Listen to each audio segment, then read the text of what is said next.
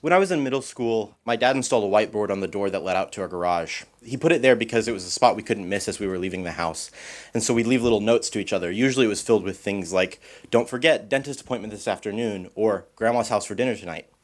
At the bottom, though, he'd always sign off with three letters: CTW. To most people, it probably looked like his initials or something, but to my sister and I, we knew it stood for a phrase he'd tell us quite often: change the world. At the time, I thought it was really cheesy, and I was even a little bit embarrassed about it in the same way you get embarrassed when your grandma calls you handsome. It was really nice, and it was great to think that I had what it takes to change the world, but I couldn't tell just how much of it was in a sense of fatherly love. I remember I asked him once, "Why do you always say this to us?" And he told me, "I don't really know why or how it will happen, but you and your sister, you're going to change the world." That wasn't as helpful as he probably meant it to be. As with everything I was told in middle school, I have since grown out of thinking that was embarrassing, but I now appreciate that what my dad was saying to us was not only my dad saying it to us, and it wasn't just us receiving that message. In fact, my generation as a whole was getting that message loud and clear. I'm part of Generation Z, which is the generation that's entering adulthood right now.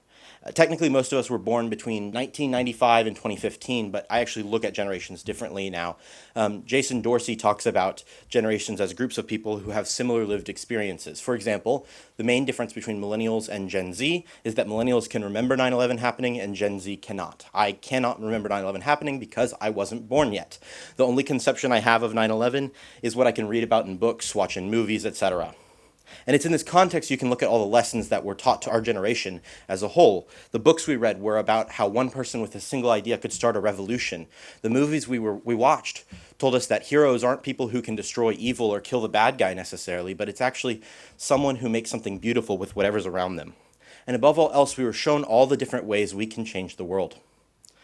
I'm a journalist, and I spend a lot of time looking at things that are really disheartening, though. It's sometimes hard to think that we can change the world because there's so much to change. I look at how the world's superpowers are escalating in tensions all the time. I look at how the climate crisis is getting worse and worse, and the most vulnerable people in our world are being impacted by it. I look at how big tech companies are acting irresponsibly and how it doesn't seem to be a regulatory solution on the horizon, and I look at how American democracy seems to be crumbling at its foundation. And if you find all these things frustrating or tiring, trust me, I totally get it, but I actually look at all these things and tend to feel a little bit hopeful. And I have a lot of faith that Gen Z has what it takes to solve these problems for three reasons. First, Gen Z is the most diverse generation in history. They're highly diverse in ethnic and racial minorities. Gen Z is almost half non-white in the US as compared to 28% non-white in the baby boomer generation.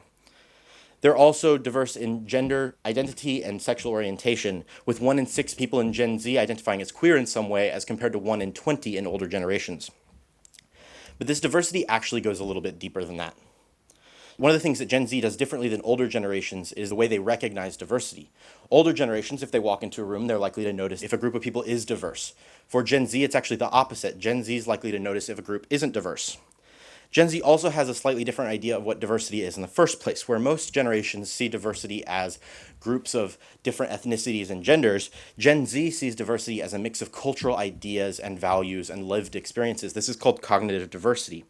And this seems to be one of the driving factors for Gen Z's discomfort in corporate branding. More than half of people in Gen Z say they want to see more diverse representation in corporate branding, as opposed to 38% of baby boomers. Gen Z doesn't just want to see it sometimes, though. They want to see it consistently. And brands that are consistently diverse in their advertising tend to do better with Gen Z than brands that, for example, just show a gay couple during Pride Month or a black family during Black History Month. And in this way, Gen Z is using its weight as consumers, not just for companies, but for everyone to want to have an economic incentive to increase diversity within their organizations. Now, more and more diverse groups are getting their foot into the door of some of the world's biggest brands and biggest companies and biggest organizations. And this is a huge advantage when it comes to problem solving. Companies that have these problems that they need to be solved are getting them solved by diverse groups of people, and the solutions are better for it. Suddenly, everyone has a seat at the table, and it makes a massive difference in the quality of the solutions. Having diverse groups of people at the table means it's better off, and the solutions are being solved by people who are directly affected by the problems, instead of, at best, by people who have the best intentions in mind, but no real practical knowledge of the solution, and at worst, by people who are actively suppressing minority voices. This diversity is letting Gen Z change the world. Second, Gen Z is the best equipped generation to use the tools that are available to us today. It only makes sense that Gen Z has an intuitive grasp on how to use the internet, social media, etc. And the vast majority of us can't remember any time before all this stuff permeated our daily lives. So we've come to understand how it all works for us best and where its flaws are. Now let me be clear, we shouldn't act like Gen Z understands the inner workings of this all. That isn't true. And if you ask the average member of Gen Z to configure a web server or to enter a console command in a computer, they just couldn't do it. Much in the same way that older generations couldn't necessarily install plumbing or electrical wiring in a home. But just because we aren't all plumbers or electricians doesn't mean we don't all have some intuitive ideas about how water and electricity work. The same concept applies to Gen Z for data in the digital era. For Gen Z, ideas like virality and search engine optimization just sort of make sense. And though there are plenty of people out there who aren't in Gen Z who have comprehensive understanding of these things, there's not a generation before Gen Z who has a baseline understanding that's as high as Gen Z's. But it's also worth considering that tech has changed a lot over time too. And for Gen Z, this means that we've been accustomed to change both inside the tech realm and outside of it. The beautiful side of this is that change has made us all happy to learn new things constantly. We now have a generation of people who are ready to be lifelong learners. They're free of any of the stigma that might have once been attached to the person in the room who didn't have the answer. For example, one of the places we've seen this most clearly is in the medical field. Doctors still have plenty of things to memorize, and if your doctor needs to consult Google to figure out which organ is which, I suggest you get a new doctor. But no longer are the best doctors in the world the ones that have vast troves of specific knowledge on a specific part of the body. That just isn't the case anymore. In 2020, more than 950,000 medical citations were added to the National Library of Medicine in the US.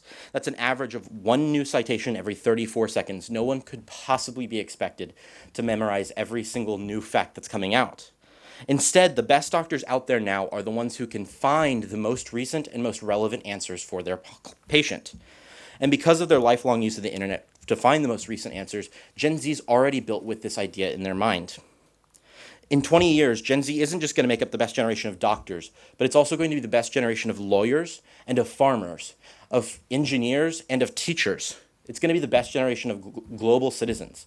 And in 20 or 30 or 40 or 50 or 60 years, if it finds a new solution that's revolutionary and changes the whole game, they're going to be willing to try it because they're not being held back in one degree or another by the same things that previous generations have been held back by. Third, Gen Z is the most politically active generation alive today. They want to change the world. In the 2020 election in the US, people aged 18 to 24 voted at a rate of 55%. That was a little under other age groups, but it's actually a really exciting statistic for a couple of reasons. Now, firstly, it's a myth that young people don't vote because they're apathetic or lethargic. For many of them, they actually really want to vote, but they run into some systemic barriers. Some of those barriers are intentional and are set up for them to be run into, and some of them are just a product of a bureaucracy.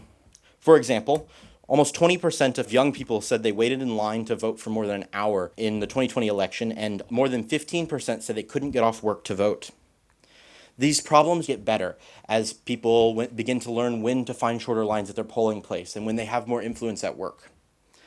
This is also a really high voting average for this group. In fact, the last time the voting average was this high for this group was in 1972, which was the first time in the US people aged 18 years old were allowed to vote. That was the first presidential election. 2020's number might be lower than with other age groups, but it's actually really, really high historically.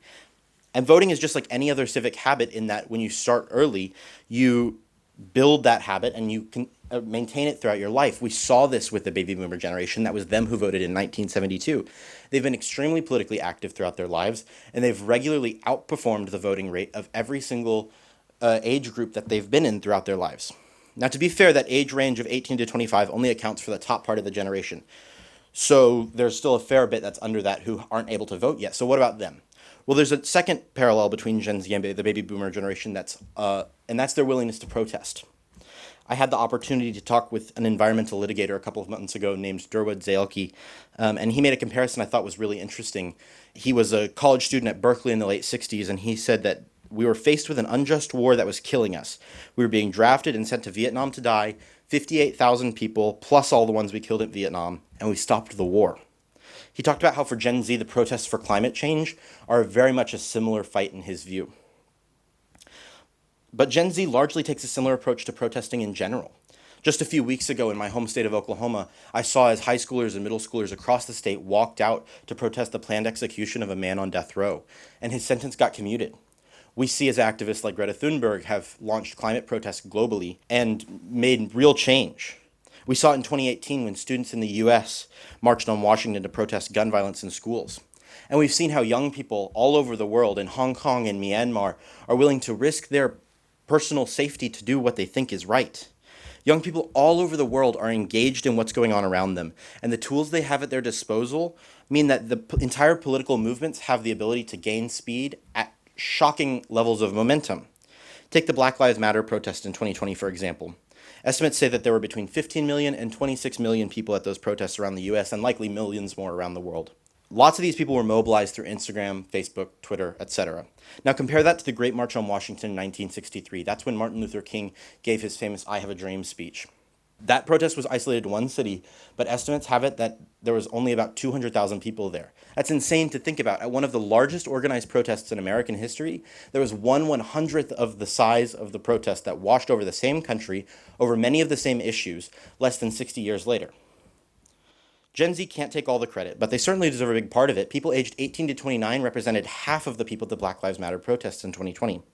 And this activism is astonishing in the best way possible. People are doing what they think is right. They're doing what they think is right. And as long as this energy gets regularly transformed into the polls and into political activism, change, wherever change is possible, will take place. The problems we're facing ahead of us are absolutely terrifying, to say the least. Climate change is still a problem. Big tech is still a problem. Tensions between world superpowers is still a problem. And the way American democracy feels like it's crumbling is still very much a problem. And I can't fix all these problems, and neither can you, and no one generation can be expected to solve all of them. Political theorist Max Weber said that politics is a strong and slow boring of hard boards. He said it takes both passion and perspective, but he also said that man would not have attained the possible unless time and again he had reached out for the impossible. What we can do is set those who come next to be well equipped for the fights that they'll have in their lifetime. We can give them the tools that they'll be best equipped to be using to solve these problems. We can give them the spaces where they can exercise their diversity of ideas and backgrounds and experiences. We can teach them that their political activism is good and that sustained pressure is a path to success, and we can give them what they need to reach out for the impossible. We all can and should play active roles in solving the issues we're facing, but we should also have trust in young people. They have what it takes. They're rising to the challenge more and more each year. And just like my dad, I'm not exactly sure how it will happen, but he and every single person who put their faith in our generation was completely right. If this is going to be a long fight, we're up for it. If we're going to have to move mountains to make sure that what is right becomes what is reality, then we'll do that too. And at the end of the day, if it's up to my generation to change the world, I really like our odds. Thank you.